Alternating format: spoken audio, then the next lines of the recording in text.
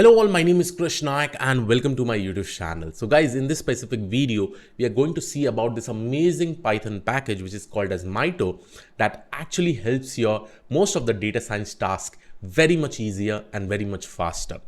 Mito actually helps you to perform all the necessary steps and the most important steps in data science like EDA, feature engineering. Not only that, it also helps you to harness the power wherein you can actually work with tabular data in a much more easier way. So in this particular video, Jacob from the Mito team will be explaining you how you can use this amazing Python package and how you can leverage the task that we specifically do in data science and we can speeden it by 10x. Hey, this is Jake from Mito. I'm going to show you how to use the Mito sheet inside of your Python environment. Mito is a spreadsheet interface for Python. Every edit we make in this sheet is going to generate the equivalent Python below. First thing I want to do is import some data. So I'm going to import a CSV file. I have some Tesla market data. This is just stock price data for Tesla. I will import that, and below we get the code that turned that CSV file into a data frame. I could also import by connecting to Snowflake and importing directly from Snowflake, and Mito will generate the equivalent SQL for those Snowflake imports that you do. So Mito generates Python, also generates SQL. I could also import data frames that I have in my notebook as well, or I can import files, which I already did. You can also set up custom connections to other data sources that you have. So we have imported our data. The first thing I might want to do is I see this date column, but I see it's a string. So I'm going to open the column menu. In the column menu, we can do a lot of things. The first thing I could do is change the data type. Currently a string, I'm going to change it to datetime. Just like that, we see the column is now datetime, and it generated the code down here that turned that column to datetime, and also the code will be auto-commented as well. We could also sort these columns in ascending or descending order if we like. And we could apply filters as well. So I'm going to apply a filter to the daily high value here. Let's apply a filter that says it's greater than 25. We apply that filter here, we get the code for it, but also we see that it lets us know how many rows were removed when we did that. We can also filter on values as well, so we can see all the unique values for any column. And we also get some summary stats for each column as well. But in the values tab, we can actually apply filters with this. We see we applied some filters down here. Here's the code for that filter. I am going to undo that step. So I'll come here and we'll see that we're back to the unfiltered data by undoing that step. If I replay that step, we get the filter to 25 back. Now that we've done that, let's take this date column and let's add a new column next to it. So I'm going to right click here. I'm going to click insert column to the right. First thing I'm going to do is rename this column. I'm going to call it month, and I'm going to put a formula in this column. So we can use actual spreadsheet formulas inside the Mito sheet, and each one of those formulas is going to generate the equivalent Python. So I'm going to use the month function here to pull the month out of this date. There we go. And we see that we have edited that, and we get the code down here. This code is adding a column, it's renaming the column, and it's putting a formula in the column, and it's doing it all in one line of code. So we're generating really clean code when we use Mito. I also want to be able to edit a specific piece of data. So let's say, you know what, this is 6. And a better example would be if I come over to the open value. This open value was 19, but we realized there was an error in the data. Actually, this open value is supposed to be 20.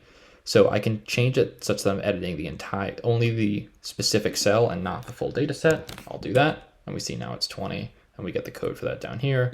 I could change it back to 19 if I wanted. There's the code for that. Now what I'm going to do is I'm going to make a pivot table off this data. So I'm going to click pivot table here, and I'm going to look at the average daily open value. So I'm going to put the month as my row, and as the value, I'm going to put the open, and then as the aggregation type, I'm going to put the mean. So we get that pivot table here, and here we get the equivalent code for that pivot table that we just made. To install Mito, we just go to the documentation. This is the command for installing Mito in JupyterLab or Streamlit. Mito also works in Dash though as well. So JupyterLab, Streamlit, Dash, or a Flask app as well. You can use Mito as an interface in those. So Mito can work in a notebook, but also works in a in a data app environment, in Streamlit, in Dash, in Flask. Here's a Streamlit example. You can see Mito in this Streamlit app. This is some banking data. we take this bank data, it imports the Mito sheet, and the operations we do in the Mito sheet dictate this chart we have down here. So I'll come back to Mito in our notebook. We have our pivot table. Let's say we want to make a graph for this pivot table. This is the code for the pivot table, by the way, down here that we generated. Let's say we want to make a graph for this. So I'm going to select graph right here. I'm going to make a simple bar chart. We can make any type of chart that we want here, though. Graphs in Mito use Plotly. You know, we're big proponents of the Plotly graphing package for graphing. So I'm going to select the month as the x-axis and the open mean as the y-axis. We'll come down here and we'll see the generated code. Oh, excuse me. Actually, the generated code, we have to go up here to export. So we'll click copy graph code. There's a few ways we can export graphs. We can either copy the code, we can create an HTML file out of the code, or we can download it as a PNG if we want to put it into a PowerPoint or Word doc or something. So I'll run this, and then I'll call this code down here, and we will get that graph in the Mito sheet as well. In terms of the graph, we can also style this as well. So I could change the title. Let's say I want to call this Tesla. Let's say I want the color of the background to be blue as well. There we go. So we see this code. We see the graph down here, and here is the code from the graph that we generated. Again, big chunk of code, might be hard to write. Otherwise, in Mito, it's just a few clicks and you get all this Plotly code.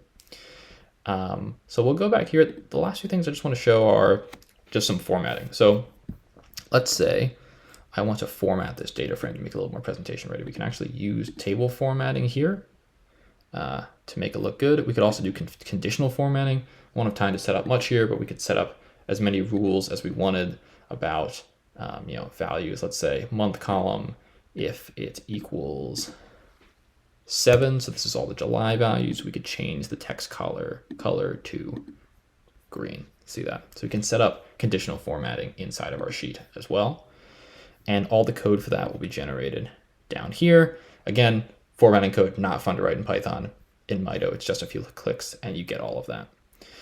The last thing I'll show here is that these scripts we're using in Mito can be replayed on new data sets. So when you set up a process in Mito with your script, you only ever have to set that process up once on data, and you can rerun that process on new versions of the data. So this was on Tesla data. Let's say we get next week's version of the Tesla data. That's Tesla data 2, for example. All I would have to do is change the imported data.